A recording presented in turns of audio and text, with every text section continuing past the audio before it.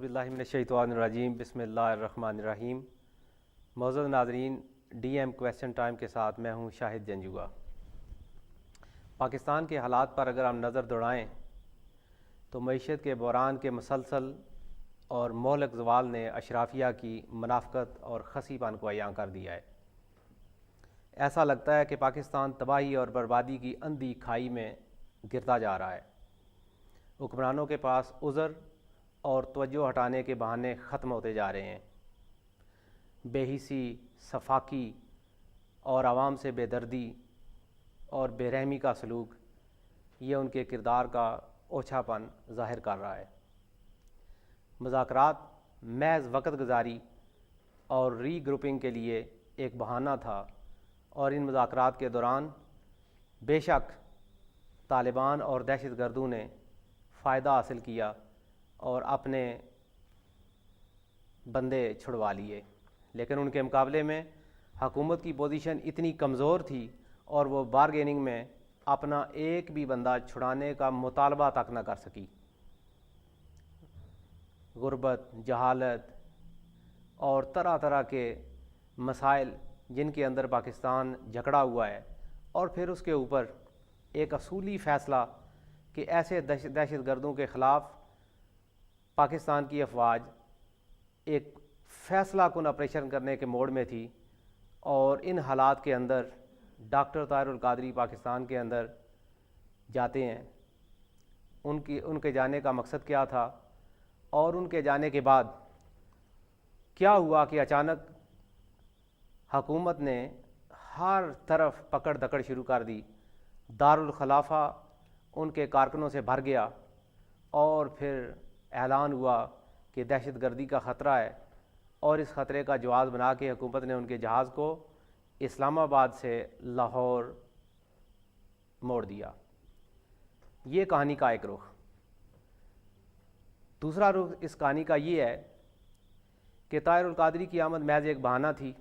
حکومت گریٹر پنجاب کے منصوبے پر پہلے ہی کام کر رہی ہے، اور اس منصوبے کا محض یہ ایک ڈراپ سین تھا۔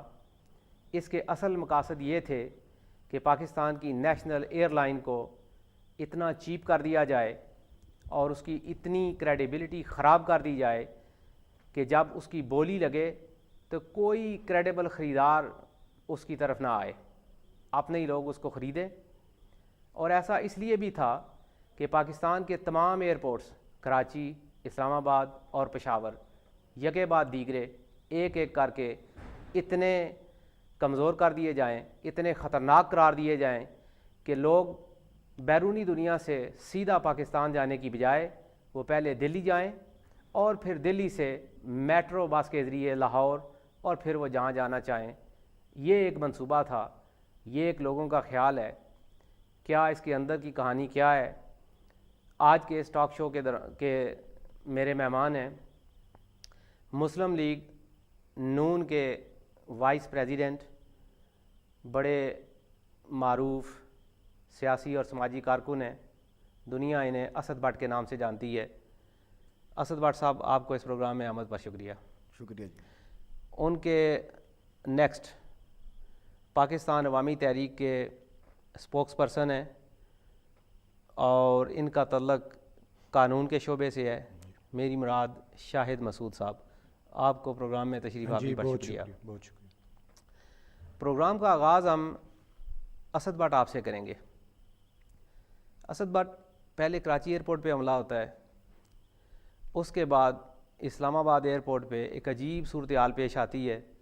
شاید کچھ لوگوں کو اس کا اندازہ تھا، لیکن عوام اس کا اندازہ اس لیے نہیں کر رہی تھی کہ یہ وہی ایئرپورٹ ہے جس میں ایک آمر کے دور حکومت میں اس وقت کی وزیر اعظم بے نظیر بھٹو وہ جاتی ہیں، لاکھوں کا اجتماع ہے، تل دھرنے کو جگہ نہیں ہے، لیکن ان کی فلائٹ کو ڈائیورٹ نہیں کیا جاتا۔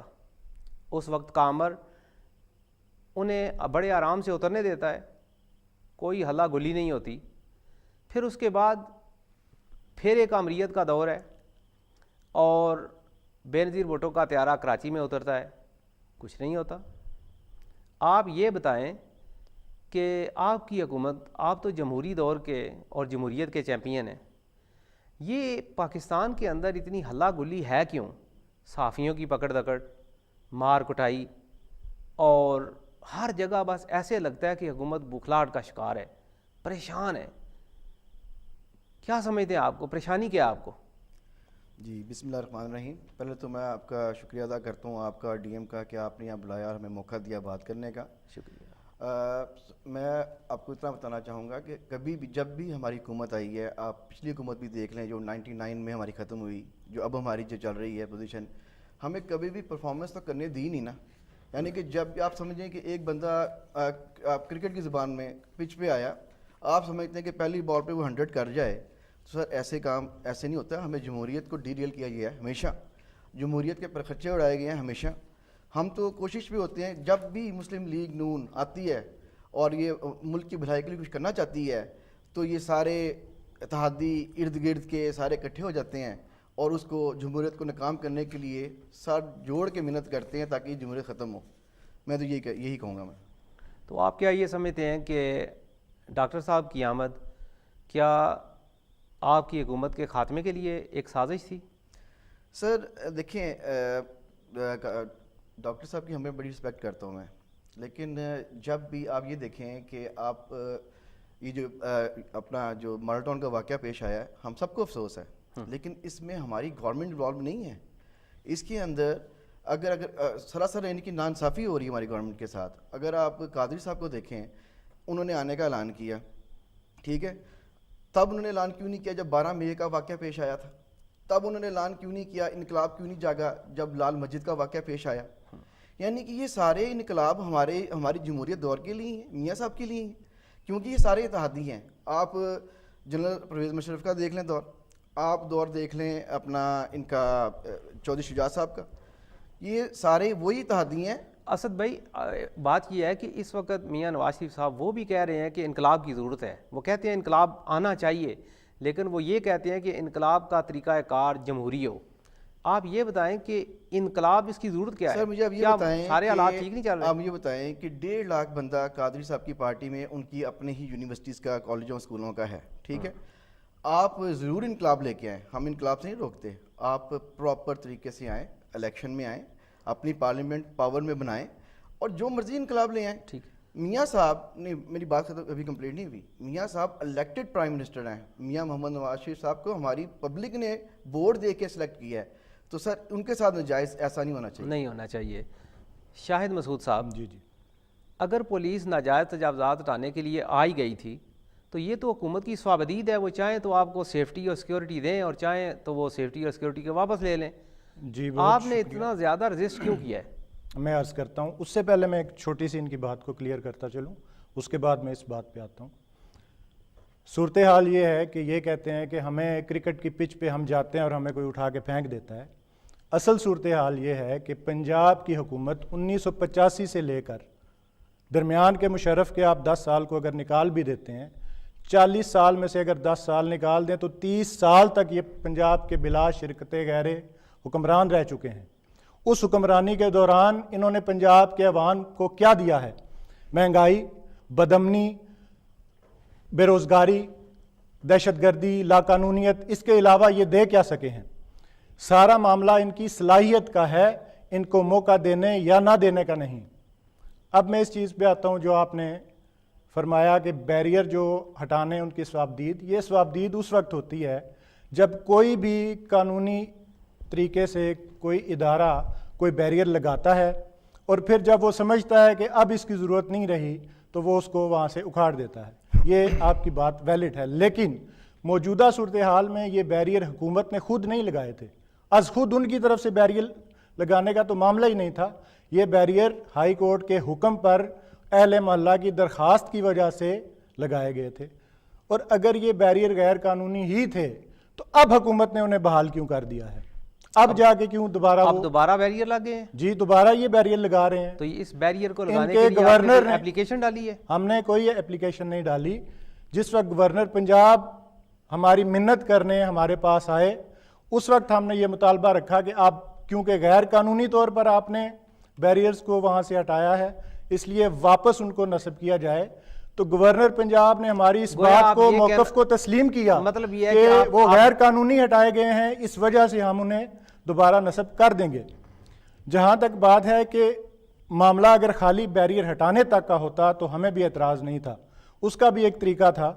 اصل معاملہ یہ ہے کہ بیریئر ہٹانے کی آڑ میں وہ روکنا چاہتے تھے ڈاکٹر طاہر القادری کو پاکستان آنے سے، اس ملک کے عوام کو انقلاب کا جو انہوں نے شعور دیا ہوا ہے اس شعور کو عملی جامہ پہنانے سے روکنے کے لیے وہ انہوں نے تھریٹ کیا ہے۔ میں آپ سے ایک سوال پوچھوں گا جی کہ آپ خود یہ چیزیں کیوں کرنا چاہتے ہیں؟ دیکھیں میاں صاحب وہ الیکٹڈ پرائم منسٹر ہیں جی اور وہ اس ملک کے مسائل کو حل کرنے کے لیے کیا نہیں کر رہے؟ انہوں نے جتنے دہشت گرد تھے یا جو اس طرح کی پارٹیاں تھیں آئسولیٹڈ، پوری دنیا کے اندر یہ ہے کہ اگر کوئی بندہ برا ہے تو آپ اس کو آئسولیٹ نہ کریں، اسے قومی ادارے میں لے کے آئیں۔ انہوں نے ان تمام جو افراد تھے آئسولیٹ تھے، ڈفرینٹ قسم کی کرمینالٹی کے اندر انوالو تھے، ان کو موقع دیا کہ وہ قومی ادارے کے اندر شامل ہوں اور وہ مختلف محکموں کے اندر سیٹلمنٹ ہوئی۔ یہ تو ان کی طرف سے ایک بڑی سنسیئر کوشش تھی کہ وہ لوگ سیدھے ہو جائیں اور ان کے ساتھ کوئی پرابلم نہ ہو اور پاکستان ترقی کی راہ پہ چل پڑے۔ یہ جس چیز اور کو اس کے آپ علاوہ وہ کیا کرتے ہیں؟ سنسیئر کوشش کہہ رہے ہیں، یہ دہشت گردوں کی بھرتی کا پروگرام ہے۔ اس پروگرام کے تحت انہوں نے دہشت گرد بھرتی کر رکھے ہیں جو معصوم عوام کو، چاہے وہ منہاج القرآن کے 14 شہید ہوں، چاہے منہاج القرآن کے ماڈل ٹاؤن کے 100 زخمی ہوں، یا چاہے دیگر ملک کے کسی بھی حصے میں مظلوم عوام پر جو کارروائی ہوتی ہے اس کے پیچھے یہی حکمران ہیں۔ کبھی یہ دہشت گرد گروپوں کو سپورٹ کرتے ہیں اپنی پولیس کے ذریعے، کبھی یہ دہشت گردوں کو۔ میں اسد بٹ کی طرف آتا ہوں۔ اسد بٹ میں آپ سے ایک سوال پوچھتا ہوں، ایک سوال میں پھر آپ کو کلیئر کر، جب میں سوال پوچھوں گا پھر وہ آپ نے کلیئر کرنا ہے۔ مجھے یہ بتائیں کہ ماڈل ٹاؤن کے اندر یہ تو ظاہرہ وزیر اعلیٰ انہوں نے خود بھی کہا ہے کہ وہاں پہ بے گناہ لوگوں کا قتل عام ہوا ہے، آپ واقعتاً سمجھتے ہیں کہ یہ قتل عام تھا؟ اور اس کا آپ کو کیا لگتا ہے کہ ذمہ دار، اگر کسی ایک شخص کو آپ ذمہ دار قرار دیں تو وہ کون ہو سکتا ہے؟ سر اس میں حکومت ذمہ دار نہیں ہے، ان کے اپنے وہاں کے اپنے شامل کیا ہوئے بندے ہیں جنہوں نے یہ سارا معاملہ کریٹ کیا ہے طاہر القادری صاحب کو لانے کے لیے۔ آپ گلو بٹ کی بات کرنا چاہتے ہیں؟ یہ میں تو جانتا بھی نہیں گلو بٹ وغیرہ کون ہے، لیکن میں بتانا یہ چاہتا ہوں کہ انہی کے تیار کیے ہوئے کرندے ہیں جنہوں نے یہ معاملہ کریٹ کیا ہے۔ یعنی پولیس کی موجودگی کے اندر جو مثلا جو لوگ گولیاں مار رہے تھے آپ کے خیال کے مطابق وہ ان کے اپنے بندے ہیں، خود شامل کیے سارے ان کے بندے ہیں۔ اب دیکھیں انقلاب ضرور لے کے آئیں، انقلاب ضرور آنا چاہیے انقلاب۔ آپ مجھے بتائیں کہ طاہر القادری صاحب وہاں سے آتے ہیں، آپ نے کبھی یہ نوٹ نہیں کیا کہ یار بزنس کلاس کی جو ٹکٹ ہے وہ کینیڈا سے ایمریٹس ایئر لائن کے اوپر لاہور اسلام آباد تک کے لیے 60-70 لاکھ کی ہے، 70 لاکھ روپے کی ہے۔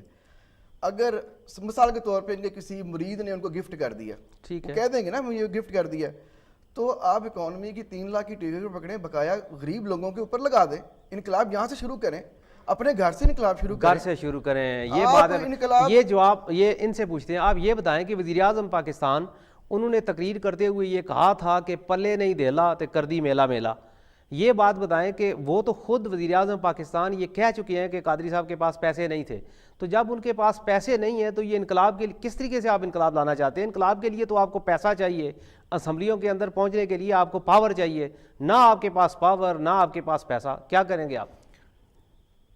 یہ اللہ تعالیٰ کا بڑا احسان ہے اس تحریک پر کہ جب بھی ہمیں ضرورت پڑی، جس وقت بھی، آپ چاہے 23 دسمبر 2012 کا لاہور کا اجتماع دیکھ لیں، اس کے بعد 14 جنوری 2013 کا اجتماع دیکھ لیں، اب ریسنٹ جو اسلام آباد کا ایونٹ ہے یہ دیکھ لیں، جو کراچی کا ایونٹ ہوا، اس میں کبھی بھی ایسے نہیں ہوا کہ ہم نے کسی سرکاری ادارے سے، کسی اندرونی تنظیم سے، کسی بیرونی تنظیم سے ہم نے کبھی ایک پائی بھی کسی سے لی ہو، بلکہ ہمارے کارکنان جو یہاں بیرون ملک ہیں اور جو پاکستان میں ہیں وہ اپنی مدد آپ کے تحت یہ خود ہی فنڈ ریزنگ کرتے ہیں، اور اللہ کا اتنا احسان ہے کہ کبھی پیسے کے معاملے میں ہمیں تنگی نہیں ہوئی کہ پیسے نہ ہونے کی وجہ سے ہمارا کوئی پروگرام رکا ہو۔ جہاں تک یہ بات کرتے ہیں کہ انقلاب اس طرح آئے گا یا اس طرح آئے گا، انہیں اس قوم نے 60-70 سال دیے ہیں جناب۔ آپ یہ بات ہم سمجھ گئے ہیں کہ آپ کو جو ہے وہ عوام جو ہے وہ آپ کو ووٹ دے دیتی ہے یا آپ کے ساتھ کھڑا ہوتی ہے تو انقلاب لے آئیں۔ مجھے یہ بتائیں کہ ایک آپ انقلاب لا کے کریں گے کیا؟ انقلاب اس خواب کی تعبیر کا نام ہے جو علامہ محمد اقبال نے دیکھا، جس کے لیے قائد اعظم نے پاکستان کا قیام تو عمل میں وہ لے آئے، لیکن اس کے بعد جو سیاستدان ہیں، جو طالع آزما ہیں، جاگیردار ہیں، انہوں نے اس خواب کو شرمندہ تعبیر نہ ہونے دیا۔ اس وجہ سے ہماری عوام سسک رہی ہے، تڑپ رہی ہے، مجبور ہے۔ ہم ایک چھوٹی سی بریک میں چلتے ہیں اور بریک کے بعد آپ سے میں اس سوال کا جواب لوں گا۔ تو معزز ناظرین، آپ ہمارے ساتھ رہیں اور ہم ایک چھوٹی سی بریک کی طرف چلتے ہیں۔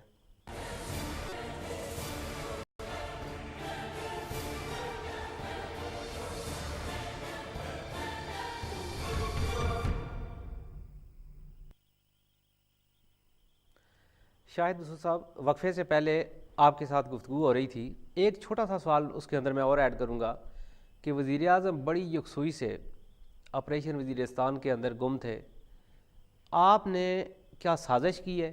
میڈیا کی توجہ اصل مسائل سے ہٹانے کے لیے آپ نے ڈاکٹر صاحب کو پاکستان بھیج دیا۔ جی بہت شکریہ یہ سوال کرنے کا۔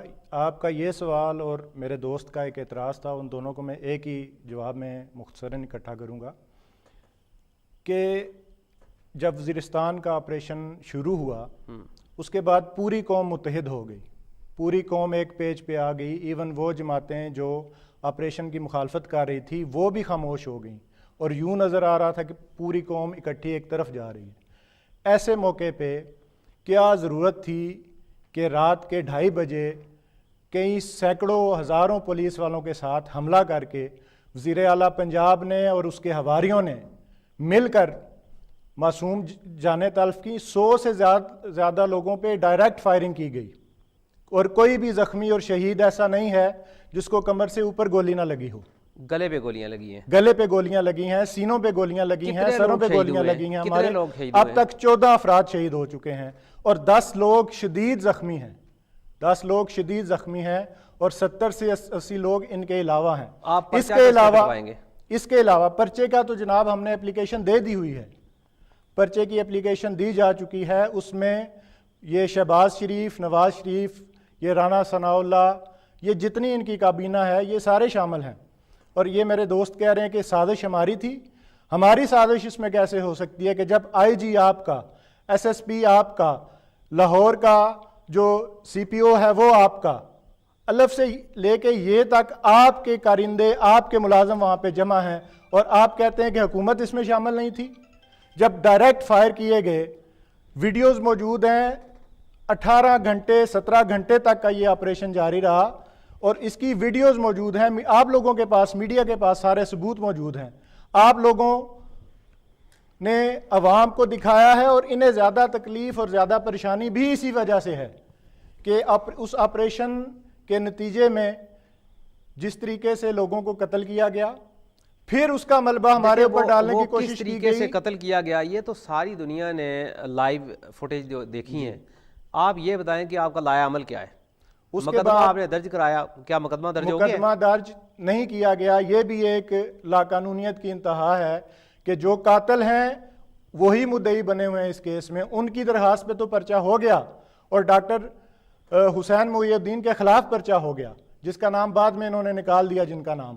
لیکن ہماری اپلیکیشن جس میں ہم مدعی ہیں، اور آپ دیکھیں کہ وزیر اعلیٰ پنجاب شہباز شریف نے اس وقوعے کے دوسرے دن ہی پریس کانفرنس میں خود کہا کہ یہ 8 قتل ہوئے ہیں۔ وہ جانتا ہے کہ یہ قتل کرائے گئے ہیں، اس نے حادثے کی بات نہیں کی، اس نے ڈائریکٹ قتل کی بات کی ہے، اور پھر اس قتل کے نتیجے میں آپ دیکھیں نا، آپ یہ بھی تو کہیں کہ یہ ان کی حقیقت پسندی ہے جی، انہوں نے ایک چیز ہو گئی ہے، یہ ان کے منہ سے سچ نکل گیا ہے، یہ سچ جو ہے یہ ان کے منہ سے نکل گیا ہے۔ اور آپ یہ دیکھیں کہ رانا ثناء اللہ کو کیوں برطرف کیا گیا اور اس سے استعفیٰ لیا گیا، اس کی کیا وجہ تھی؟ تاکہ صاف اور شفاف کے اس کے اوپر بھی الزام تھا، اس کے اوپر بھی الزام تھا، رانا ثناء اللہ کے اوپر الزام تھا، اس لیے مستعفی کرایا گیا۔ ہمارا الزام جو ہے وہ شہباز شریف کے اوپر ہے، شہباز شریف استعفیٰ کیوں نہیں دیتا؟ ہمارا الزام نواز شریف کے اوپر ہے، نواز شریف استعفیٰ کیوں نہیں دیتا؟ ان لوگوں کا استعفیٰ بھی جب تک نہیں آئے گا ہمیں انصاف کی توقع نہیں ہے۔ دوبارہ آپ کی طرف آتا ہوں، ہمارے ساتھ ٹیلی فون لائن پہ ہیں۔ ہیلو، دیکھتے ہیں کون اور کہاں سے کال کر رہے ہیں۔ ہیلو جی، السلام علیکم جناب۔ وعلیکم السلام، میں اسلام بول رہا ہوں لندن سے۔ جی اور آپ کے جو گیسٹ ہیں کوئی میرا سلام، اور ذرا پلیز میری بات سنیے گا. آپ جلدی سے اپنا موقف دیں, جلدی سے اپنا موقف. ان کے لیے میری بات ہے کہ کبھی آپ ایشوز پہ بات کرتے ہیں. ابھی آپ نے کہا کہ پاکستان جمہوریت کو چلنے نہیں دیا. 1970 میں ایک سیاست دان نہیں جس نے صرف پرائم منسٹر بننے کے لیے ملک کے 2 ٹکڑے کیے, پاکستان کی اکانومی کو $5 بلین کا لاس پہنچایا. اس شخص کو لوگوں نے جوتے مار کے 77 میں نکالا. پھر جنرل ضیاء کا دور دیکھیں, اکانومی دیکھیں, لا اینڈ آرڈر دیکھیں, پھر آپ ڈیل کر کے وہ آئی بے نظیر. اور اس کے بعد پہلے میری باری پھر تیری باری.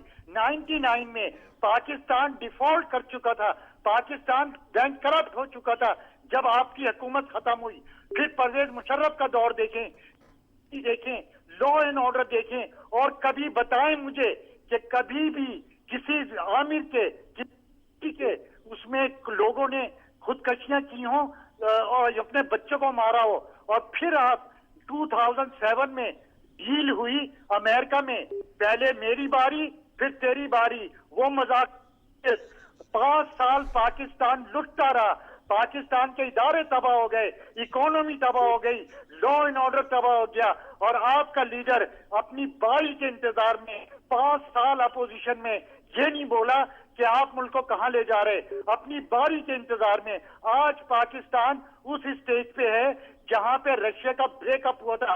آپ کو تو یہی نہیں معلوم کہ اکانومی ہوتی کیا ہے. آپ نے اس ملک کا بیڑا غرق کر دیا, آپ نے اس ملک کو توڑنے کے دہانے پہ پہنچا دیا. اور آپ کا موقف ہم تک پہنچ گیا ہے. میرے ساتھ حکومت پاکستان کے نمائندے موجود ہیں, حکومتی پارٹی کے مسلم لیگ کے نمائندے موجود ہیں. میں ان سے یہ سوال کروں گا, اسد بٹ آپ نے تو یہ وعدہ کیا تھا کہ ہم بدلیں گے, اور لوگ یہ سمجھتے ہیں کہ جو کچھ آپ نے کیا ہے وہ ریاست پاکستان اور افواج پاکستان کے ساتھ کھڑا ہونے کا بدلہ ہے. آپ نے بدلنے کا وعدہ کیا تھا, یہ کون سا بدلہ ہے؟ انشاءاللہ جی پاکستان کا حالات ضرور بدلیں گے. پہلے میں اس بھائی کی بات کلیئر کر دوں کہ کتنے افسوس کی بات ہے کہ ان کو اپنے 12-13 بندے, مجھے ہم سب کو افسوس ہے جو ظلم ہوا ہے, لیکن اس کے اندر پراپر طریقے سے ان کی آپس کی اپنا کوئی ایجنڈا تھا, کوئی پروپیگنڈا تھا, انہوں نے خود جو بھی کیا. لیکن آپ کو 100 پولیس والا جن کی مائیں, جن کی بہنیں, جن کی اولادیں ہیں وہ زخمی, ان میں سے کچھ کریٹیکل, آپ کو وہ نظر نہیں آتا. میڈیا چپ, ایک سیکنڈ سر, میڈیا چپ ہے. آپ کے قادری صاحب نے اوپن اپنی اس اسپیچ میں کہا ہے کہ یہ کچھ میڈیا والے, میڈیا کا اشارہ کر کے, یہ میرے ساتھی ہیں اور میرے انقلابی ہیں اور یہ میرے ساتھ کھڑے ہوں گے. اس لیے آپ نے ان میڈیا والوں کو مارا ہے؟ نو, آپ بات میری کمپلیٹ ہونے دیں. آپ یہ دیکھیں کہ میڈیا کا کام کیا ہے. میڈیا کا کام ہے دونوں پہلو دکھانے, ٹھیک ہے. اگر ان کے ساتھ ہوئی جاتی, آپ نے دکھائی, بہت اچھا کیا. لیکن جب پولیس کو آپ دیکھ رہے ہیں کہ وہاں جانوروں کی طرح ان کو مارا جا رہا ہے, ٹانگیں توڑی جا رہی ہیں. اسد بٹ آپ سے میرا ایک سوال ہے کہ اس ویڈیو فوٹیج کو میں نے خود دیکھا ہے, اور آپ کو پتہ ہے میں انویسٹیگیٹو جرنلسٹ ہوں. میں نے جب اس فوٹیج کو دیکھا ہے تو وہ پولیس کو مارنے والا پولیس کی گاڑی سے ہی سول وردی میں بندہ اترتا ہے, اور اس کی میں نے فوٹیج کو اسپیشل انویسٹیگیشن کے لیے کہیں پہ بھیجا ہے. وہ لگتا ہے مجھے اس بات کی سمجھ نہیں آئی. دیکھیں نا ویڈیو فوٹیج کے اندر نہ آپ تبدیلی کر سکتے ہیں نہ میں تبدیلی کر سکتا ہوں. آپ کیا گورنمنٹ آف پاکستان کو یہ مشورہ دیتے ہیں کہ بجائے اس کے کہ آپ الزام ان پہ لگائیں اور یہ الزام آپ پہ لگائیں, اس ویڈیو فوٹیج کی جس نے پولیس والے کو مارا ہے اور وہ پولیس والوں کی گاڑی سے نیچے اتر رہا ہے, آپ دیکھیں نا الزامات تراشی کو چھوڑ دیں. کیا آپ یہ مشورہ دیتے ہیں کہ سب سے پہلے اس کی انویسٹیگیشن کر لی جائے تاکہ پتہ حقائق کا تو پتہ چلے؟ بالکل ٹھیک ہے, انویسٹیگیشن ہو رہی ہے اور جو چیز میں انوالو ہوگا جو سزا کے اس کو سزا ملے گی, لازمی ملے گی سزا.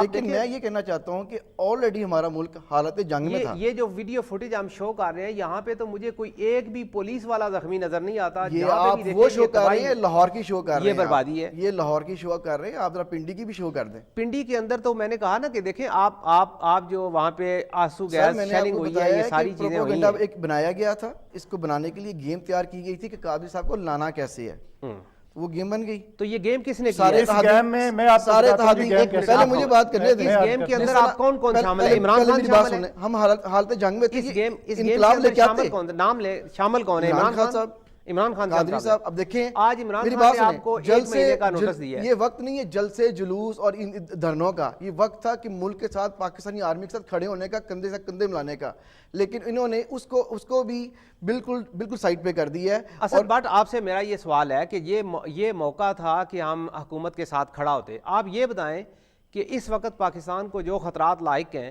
ان دہشت گردوں کے خلاف پاکستانی فوج آپریشن کرنا چاہتی تھی، لیکن حکومت پاکستان جو ہے وہ مذاکرات کے ڈورے ڈالتی رہی اور اتنا موقع دیا گیا کہ وہ دہشت گرد جو ہیں وہ ری گروپ ہو جائیں، اور ری گروپنگ کرنے کے بعد انہوں نے اس کے بعد حملہ کرنا شروع کر دیا. کراچی کے اندر آپ کو پتہ ہے کتنا نقصان ہوا، ہمارے 5 طیارے تباہ ہو گئے.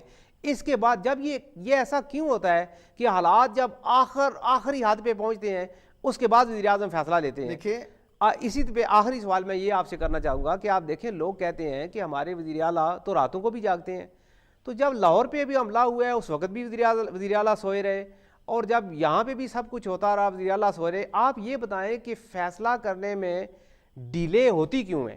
دیکھیں مسئلہ یہ ہے کہ آپ کو پتہ ہے پارلیمنٹ میں کافی لوگ جو سینئرز ہیں بیٹھے ہوئے ہیں، کوشش تھی آخری حد تک کہ صلح صفائی سے ہو جائے کام تاکہ زیادہ خون خرابہ نہ ہو. ان میں بھی ہمارے بہن بھائی ہیں، ٹھیک ہے، وہ بھی بہن بھائی ہیں، ٹھیک ہے، یعنی کہ ہم چاہ رہے تھے کہ اتنا خون خرابہ نہ ہو، لیکن جب دیکھا کہ یہ حالات بگڑ گئے ہیں اور یہ ہاتھ سے اب بے قابو ہوتے جا رہے ہیں، اس کے بعد فائنل ڈیسیجن دیا کہ دہشت ٹھیک ہے کریں. گردوں کو ہم بہن بھائی کہہ سکتے ہیں؟ یہ میں آپ سے پوچھوں گا. دہشت گردوں کی بات نہیں کر رہا، جو وہاں پہ پبلک ہے، جو وہاں پہ ساتھی بیٹھے ہیں، جو لوگ ہیں، یہ آپ جواب دیں گے. ہیلو، کون صاحب اور کہاں سے کال کر رہے ہیں؟ ہیلو، لائن ڈراپ ہو گئی ہے. ہیلو، اچھا آپ اپنا جواب جو ہے وہ جاری رکھیں. میں تو یہ کہنا چاہتا ہوں کہ بے شک انقلاب ضرور لے کے آتے لیکن پراپر جمہوریت طریقے سے، اور یہ وقت نہیں تھا انقلاب کا، نہ عمران خان صاحب کا نہ قادری صاحب کا. یہ وقت تھا کہ فوج کے ساتھ کندھے کا کندھا ملا کے چلا جائے. ہمارے ساتھ ایک اور کالر ہے اسد، آپ سے میں جواب لوں گا. ہیلو جی، کون صاحب کہاں سے کال کر رہے ہیں؟ جی میں شبیر بول رہا ہوں بولٹن سے. بولٹن سے. شبیر، آپ کیا کہنا چاہتے ہیں؟ میں تو یہ آپ کی ڈسکشن سن رہا ہوں، مجھے صرف یہ کہنا تھا کہ یہ نواز شریف صاحب ہوں یا کوئی اور لیڈر ہو، یہ کوئی فرشتے ہیں کہ ان سے کوئی غلطی نہیں ہو سکتی. ان کے جو لوگ شوز میں آتے ہیں، میں نے آج تک کسی سے نہیں سنا کبھی کسی نے ایمانداری سے یہ بات کی ہو کہ ہمارے لیڈر سے بھی غلطی، ہماری حکومت سے کوئی غلطی. یہ بیٹھ کے ان کو ڈیفینڈ کر رہے. ایک دفعہ ان کے چہرے پہ کوئی تکلیف، کوئی احساس کہ جو لوگ مر گئے یہ کہہ رہے جی وہ مارے تھے. یہ کیوں نہیں کہتے کہ جی ہماری حکومت سے غلطی ہوئی، ہم نے غلط طریقے سے، میرا کسی پارٹی سے تعلق نہیں کہ میں ان کے لیے بات کر رہا ہوں. اتنا تو انسان کے اندر کوئی کچھ ہونا چاہیے. آپ لوگ نواز شریف سے لے کے یا قادری صاحب سے لے کے کھاتے ہیں، حق بات تو انسان کو کرنی چاہیے. اب جو آتا ہے وہ اپنی بس ایسے کہ جس طرح اس نے اپنے پوائنٹ بنانے ہیں کہ جی ہماری حکومت سے کوئی غلطی نہیں، یہ دیکھیں یہ آگے انہوں نے یہ کر دیا. کم از کم اللہ کو جان دینی ہے ایمانداری کے ساتھ. جو لیڈر غلط کر رہا ہے اس کو کہہ تو دیں گے آپ غلط کرتے ہیں. بہت شکریہ، آپ کا موقف ہم تک پہنچ گیا ہے اور اس کا جواب ہم لیں گے. جی آپ سے میں نے ایک سوال کیا تھا، اس کا آپ ذرا جواب دیں. جی میں یہ عرض کرتا ہوں کہ جیسے میرے دوست نے فرمایا کہ انقلاب جو ہے وہ اس وقت لانے کی ضرورت کیا تھی، اور وہ جو ہیں وہ ان میں بھی ہمارے بہن بھائی موجود ہیں. یقیناً جتنے دہشت گرد ہیں پاکستان میں ہیں یا پاکستان سے باہر ہیں، ہر جگہ مسلم لیگ نون کی قیادت کے بہن بھائی دہشت گردوں کی ہر صف میں موجود ہیں. چاہے اس کے ڈانڈے آپ سعودی عرب سے ملا لیں، چاہے اس کے ڈانڈے آپ انڈیا سے ملا لیں، چاہے آپ اس کے ڈانڈے طالبان سے ملا لیں، ہر جگہ ان کے بہن بھائی موجود ہیں جو دہشت گردی کر رہے ہیں. اور جو اصل بہن بھائی مجھ سے بات کرنے دیں، مجھے بات کرنے دیں. جس وقت اسی وزیرستان کے 5 لاکھ لوگ بے گھر ہو چکے ہیں، اسی وزیرستان کے ہمارے وزیر اعظم نے ایک ریلیف فنڈ تک کا اعلان نہیں کیا. مجبوراً فوج کو اپنے فنڈ کا اعلان کرنا پڑا، فوج کو اپنا اکاؤنٹ دینا پڑا، سیاسی اور مذہبی جماعتوں کو میدان میں آنا پڑا. آج تک وزیر اعظم گئے ہیں آئی ڈی پی دورہ کرنے، اور عمران خان صاحب نے اپنا جلسہ کینسل نہیں کیا. اچھا اسد، آپ سے میں ایک سوال یہ پوچھ لوں. اب جلسہ کینسل نہیں انہوں نے کیا بالکل، اور جبکہ میاں صاحب وہاں پہنچے ہوئے ہیں اور ان کے سکھ دکھ میں بالکل شامل ہوئے ہیں. عمران خان نے یہ کہا ہے کہ مجھے میاں صاحب کا ایک منٹ جی میری بات کمپلیٹ ہونے دیں. میاں صاحب کا کام سکھ دکھ میں شامل ہونا بعد کی بات ہے. پہلے وہ اس ملک کے نام نہاد انتظامی سربراہ ہیں. انتظامی سربراہ کی حیثیت سے ان کا فرض بنتا تھا کہ اگر آپریشن ان کے کہنے پہ شروع ہوا ہے تو یہ پہلے بندوبست ہوتا کہ آئی ڈی پیز نے آنا ہے تو انہیں کس جگہ سیٹل کریں گے. آپ کی حالت تو یہ ہے کہ آپ کا چھوٹا بھائی ان کو صوبہ پنجاب میں داخل نہیں ہونے دیتا. آپ نے پابندی لگا رکھی ہے کہ اٹک سے آگے کوئی وزیرستان کا بندہ بارڈر کراس نہ کرے. شناختی کارڈ چیک کیے جا رہے ہیں. آپ کدھر سے کہہ رہے ہیں کہ وہ آپ کے بہن بھائی ہیں. حالت یہ ہے, حکومت کی حالت یہ ہے کہ 2 lakh I D Ps Afghanistan کا بارڈر کراس کر کے افغانستان جانے پر آئی ڈی کارڈ چیک کرنے بہت ضروری ہیں تاکہ دہشت گرد پاکستان موو نہ ہو سکے. اسد آپ یہ بتائیں کہ عمران خان صاحب نے اعلان کیا ہے کہ انہوں نے صرف 1 مہینے کا نوٹس دیا گورنمنٹ کو. 1 مہینے کے بعد وہ اسلام آباد کے اندر اپنا مارچ لے کے آئیں گے, دمادم مست کلندر ہوگی. آپ گارنٹی دیتے ہیں کہ ان کے ساتھ وہی برتاؤ نہیں ہوگا جو ابھی لاہور میں ہوا ہے, یا آپ ان کے ساتھ بھی یہی ہوگا؟ کیا سلوک کریں گے آپ ان کے ساتھ؟ میں تو یہ کہوں گا کہ سارے جتنے بھی اتحاد ہو رہے ہیں, گٹھ جوڑ ہو رہے ہیں, جو ہونے جا رہے ہیں, اگر یہ انقلابی ہیں تو سرفروش, تو ہم اپنے ملک کے لیے سرفروشی کی تمنا ہم بھی رکھتے ہیں. اور میں ان سارے گٹھ جوڑ کرنے والوں کو کہہ دیتا ہوں کہ سرفروشی کی تمنا اب ہمارے دل میں ہے, دیکھنا کتنا زور بازو قاتل میں ہے. آپ سے میرا ایک یہ سوال ہے کہ آپ انقلاب کی بڑی باتیں کرتے ہیں جی, اور آپ کہتے ہیں کہ ہم نظام کو بدل دیں گے, ہم بڑے اچھے افراد لے کے آئیں گے. آپ کے پارٹی کے اندر آپ کو پتہ ہے آج ایک سیاستدان شامل ہوا ہے. جی کون؟ اور یہ وہ سیاستدان ہے کہ جو سب سے پہلے مسلم لیگ کے ساتھ تھا, پھر مسلم لیگ کو چھوڑی اور پیپلز پارٹی کے اندر آ گیا, پھر وہ چھوڑی پارٹی اور اس کے بعد پی ٹی آئی کے اندر چلا گیا, اور یہ وزیر خارجہ بھی رہا ہے, لاہور سے ہیں. آپ سمجھ گئے میرا اشارہ؟ جی, آپ سردار آصف احمد علی صاحب کی شاید. ہاں بالکل. آپ یہ بتائیں کہ اگر ایسے لوگ ہی یہی آپ کا انقلاب ہے تو پھر یہ طریقہ انصاف میں بھی ایسا ہی ہے, طریقہ انصاف میں بھی ایسا ہی ہے. یہ قصور کے رہنے والے آپ مجھے پہلی تو جو انہوں نے فرمایا کہ سرفروشی کی تمنا, جب سرفروشی کا وقت تھا تو یہ مشرف کو معافی نامے لکھ کے دے کے اور اس کے پاؤں پکڑ کے اس ملک سے فرار ہو گئے. اور راجہ ظفر الحق آج تک گلا کرتا ہے کہ میں ساتھ والی راجہ ظفر الحق آج تک یہ گلا کرتا ہے کہ میں ساتھ والی بیرک میں بند تھا اور میاں صاحب نے مجھے بتانا تک گوارا نہیں کیا اور اپنے 40 ٹرنک بھر کے تو جہاز میں سوار تبھی یہ انقلابی بلٹ پروف گاڑیوں میں باندھ کر اپنے کرتا گئے ہیں. میاں صاحب نے یہ کہا تھا کہ جو لوٹی ہوئی دولت میں لے کے آؤں گا, یہ انقلاب ہے بلٹ پروف گاڑیوں کا. یہ لوٹی ہوئی دولت انہوں نے یہاں برطانیہ میں بیٹھ کر کہا تھا, انہوں نے سعودیہ میں بیٹھ کر کہا تھا کہ پاکستان سے لوٹی ہوئی دولت وہ یہاں لے کر آئیں گے, اور وہ لے کر آئے ہیں. آپ دیکھیں جو حسین محی الدین, جو حسن نواز کا یہاں پہ بزنس چل رہا ہے, دنیا کے 11 ممالک میں ان کے بزنس چل رہے ہیں, وہ وہی لوٹی ہوئی دولت ہے جو وہ پاکستان سے لوٹ کر ان ملکوں میں منتقل کی ہوئی ہے انہوں نے. جہاں تک آپ کا جو دوسرا سوال تھا, جو آپ نے کیا بات پوچھی تھی مجھ سے, میں نے یہ پوچھا ہے کہ آپ کی پارٹی کے اندر وہ بندہ جسے سارے کہتے ہیں کہ یہ لوٹا ہے, وہ لوٹا آپ کے اندر شامل ہو گیا ہے. جس وقت میں آپ مجھے بلاسما لاء کے بارے میں بتائیں گے, بلاسمی لاء چند دن پیچھے میں آپ مجھے بلاسمی لاء کے بارے میں بتائیں گے. بالکل, یہ سوال ان سے ضرور پوچھیں گے کہ ان کے ڈبل یعنی کہ فیس کیوں ہے ہمارے ساتھ ٹیلی فون لائن پہ ایک صاحب دیکھتے ہیں. ہیلو السلام علیکم. وعلیکم السلام. کون اور کہاں سے کال کر رہے ہیں؟ جی میں لندن سے بول رہی ہوں, میں ٹی وی پہ چینل پہ فون کر رہی ہوں. جی بالکل پروگرام میں. ہاں جی جی, پہلی بات میں بھائی جان کرنا یہ چاہتی ہوں کہ یہ صاحب جو بیٹھے ہوئے مسلم لیگ نون کے, یہ کہہ رہے تھے, ابھی کر رہے تھے کہ کیا نام ہے, انہوں نے خود اپنے بندے بھیجے تو یہ کیا تو وہ کیا. جو پولیس کے ساتھ ان کا جو بندہ وہ آیا ڈنڈا اوپر کر کے, تو جو آ کے عورتوں پہ ظلم کر کے گیا, اور اوپر آگے انہوں نے لکھوایا عوامی تاریخ, اور خود انہوں نے جو ہے نا پلان بنا کے یہ سارا کچھ کیا, اور یہ بالکل جھوٹ بول رہے ہیں. سیکنڈ تھنگ, دوسری بات انہوں نے کی کہ ہم لوگ جو ہے خدمت کرتے ہیں, عوام کی خدمت. جب سنو عوام کی خدمت, ان سے یہ پوچھئے یہ کیا کیا انہوں نے, یہ خدمت کرواتے ہیں, ہمارا پیسہ کھاتے ہیں, یہ ہم ٹیکس دیتے ہیں, ہم بل دیتے ہیں, یہ کھاتے ہیں. سمجھ آئی؟ اور یہ جو بیٹھے ہوئے ہیں ان کو شرم آنی چاہیے.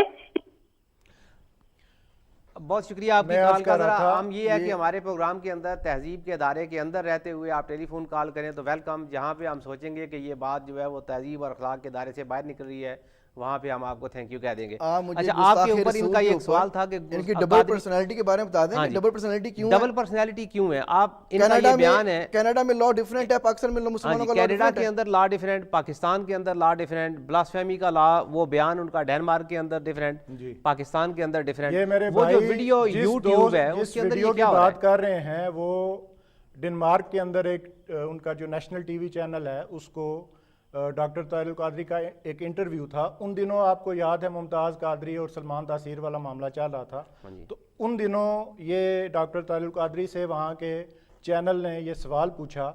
تو یہ تقریباً 20-22 منٹ کی ویڈیو ہے جس کو کانٹ چھانٹ کر کے 2-3 منٹ کا یہ یوٹیوب پہ مسلم لیگ والوں نے یا کچھ اور شر پسندوں نے اس کو یوٹیوب پہ چڑھایا ہوا ہے, جس میں وہ یہ کہتے دکھائی دیتے ہیں کہ گویا آپ کا کہنا یہ ہے کہ وہ یوٹیوب کی کٹ اینڈ پیسٹ کی وجہ سے پرابلم ہے, اس کی وجہ سے ہے. اور وہ جب ان کے اوپر الزام لگتا ہے تو ایڈٹ ہو گیا, ان پہ الزام لگا تو ایڈٹ ہو گیا. اگر آپ نے ویڈیو دکھائی وہ حقیقت ہو گئی, حقیقت ہو گئی. کیا بات ہے اسد دیکھیں آپ ناانصافی ہے. بالکل اسد آپ یہ ہماری ویڈیو لائیو آ رہی تھی, ہاں جی یہ ہماری جو ویڈیو آ رہی تھی وہ لائیو آ رہی تھی, اس ناانصافی کے بارے میں میں دوبارہ آپ سے یہ سوال پوچھوں گا, دوبارہ یہ سوال پوچھوں گا ناانصافی کے بارے میں. اسد آپ تو جمہوریت کے چیمپئن ہیں, مجھے یہ بتائیں کہ حکومت کو بدیالتی انتخابات کرانے میں کیا امر مانے ہیں؟ کیوں بدیالتی انتخابات نہیں کرائے جاتے تاکہ جمہوریت کے ثمرات نیچے جب سے پہنچے؟ گورنمنٹ آئی ہے 12-13 مہینے ہو چلے, سپریم کورٹ نے بہت دفعہ آرڈر کیا کہ آپ انتخابات کرائیں, انتخابات کرائیں. الیکشن کمیشن بھی کہتے ہیں چین سے جمہوریت کو چلانے کا موقع دیا ہے. فرسٹ ڈے سے لے کے آج تک آپ بتائیں کس دن ہم سکون سے حکومت کر رہے ہیں؟ میں عرض کرتا ہوں جی, آپ سکون سے یہ کہہ رہے ہیں کہ 15 مہینے ہوئے ہیں. میں اسی بات سے انکاری ہوں. اگر میں ایک سوال ہے 2009 سے یہ حکومت ہے پنجاب میں, کہتے ہیں کہ شیر کی دوستی خطرناک ہوتی ہے, کہ آپ کو شیر سے ڈر لگتا ہے؟ 2009 سے اب تک 6 سال 6.5 سال کا عرصہ گزر چکا ہے. انہوں نے 6.5 سال میں یہ بلدیاتی الیکشن کیوں نہیں کروائے؟ انہیں خوف کس چیز کا ہے؟ یہ جانتے ہیں کہ جس دن انہوں نے بلدیاتی الیکشن کروا دیے ان کے وہ 35 پنچروں کی کہانی کھل کے لوگوں کے سامنے آ جائے گی. ان کا جتنا ووٹ بینک ہے وہ سامنے آ جائے گا. تو باقی 3 صوبوں میں کیوں نہیں ہو جاتے؟ کیوں نہیں؟ بلوچستان والوں نے ابھی کروا دیے. آپ سندھ میں کیوں نہیں کروا دیتے؟ وفاقی حکومت نے کیا صوبائی حکومتوں کو سندھ میں اس لیے نہیں ہوتے کہ جو وہاں پہ ڈیلی 12 بندے مار رہے ہیں, 13 مر رہے ہیں, وہاں پہ نہیں بول رہے, وہاں پہ انقلاب نہیں آ رہا. انقلاب یہاں پہ آیا ماڈل ٹاؤن سے. جو ڈر آپ کو پنجاب میں ہے وہی ڈر شاید اللہ کا شکر ہے جی, ہمیں کوئی ڈر نہیں ہے. گورنمنٹ ایک حکومتوں کو ڈر ہوتے ہیں تو وہ الیکشن نہیں کرواتے. اسد گورنمنٹ ایک ایڈمنسٹریٹو آرڈر کیوں جاری نہیں کرتی کہ پنجاب سمیت باقی صوبے بھی جو ہیں وہ اپنے صوبوں میں باقی گورنمنٹ جو ہے وہ الیکشن کروائیں؟ یہ گورنمنٹ ایک ایڈمنسٹریٹو آرڈر جاری کر سکتی ہے. ہم نے بہت جلد کرنا ہے. دیکھیں نا, آپ سپریم کورٹ کے حکم کی وائیولیشن نہیں کر رہے. آپ کو کتنی دفعہ سپریم کورٹ نے وارننگ دی ہے؟ ہم نے اس کا باقاعدہ ہماری لیگل ٹیم ہے انہوں نے رپلائی بھی کیا ہے, ہم بہت جلد کروانے والے بھی ہیں. لیکن ٹائم تو دیں, ابھی تو آگے حالت جنگ میں آ گئے, جنگ چل رہی ہے, اوپر سے ان کے دھرنے نہیں ختم ہو رہے, انقلاب ختم نہیں ہو رہا. یعنی آپ کیا یہاں تک کہ آپ لوگوں کو وزٹ کرنے نہیں جا رہے اپنے ہی صوبے میں. آپ پختونخوا میں کیوں نہیں جاتے یار, لوگوں کو ملتے یار, کیوں نہیں جا کے؟ اسد آخری سوال میں آپ سے پوچھوں گا, آپ کے 10 سیکنڈ میں آپ نے جواب دینا ہے. آپ سمجھتے ہیں کہ عمران خان صاحب وہ مان جائیں گے؟ یہ اتحاد کرنے جا رہے ہیں اور یہ آپس میں اتحاد کریں گے. اتحاد ہوگا؟ آپ کہتے ہیں اتحاد ہوگا؟ سب کا آپس میں ہوگا. یہ سارے بلے بلیاں مل کے اتحاد کریں گے اور شیر کا شکار کریں گے. جی ٹھیک ہے. اچھا, میں آپ دونوں مہمانوں کا شکریہ ادا کروں گا, اور آخر پر یہ جو سارے پاکستان کے حالات ہیں, سیاستدانوں کی بولیاں ہیں, اس پہ یہ شعر سب کی نظر کروں گا کہ ایسا بدلا ہوں تیرے شہر کا پانی پی کر, ایسا بدلا ہوں تیرے شہر کا پانی پی کر, جھوٹ بولوں تو ندامت نہیں ہوتی مجھ کو. اگلے پروگرام تک اللہ تعالی ہم سب کا حامی و ناصر ہو. وما علینا الا البلاغ.